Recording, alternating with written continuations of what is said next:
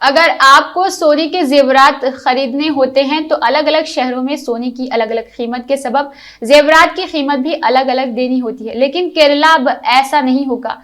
इस रियासत में आप किसी भी शहर और किसी भी दुकान में चले जाए, सोने की कीमत यकसा होगी। ऐसा इसलिए क्योंकि केरला में यूनिफॉर्म गोल्ड प्राइस का निफास हो गया है।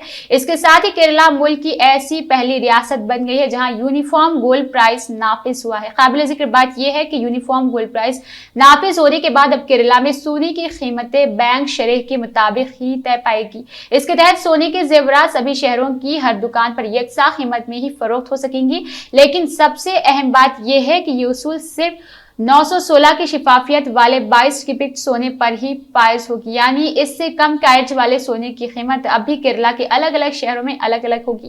केरला के अहम ज्वेलर्स यानी Malabar golds and diamonds jewellers और कल्याण ज्वेलर्स ने गुज़िश्ता हफ्ते बैंक शरह की बुनियाद पर ग्राहकों को एक ही शरह पर सोना दस्तयाब कराने का फैसला किया।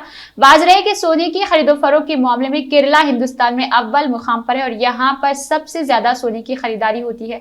इस वक्त शादियों का सीजन है और इसलिए सभी शहरों में यकसा कीमत पर सोना मिलना ग्राहकों के लिए फायदेमंद साबित होगा।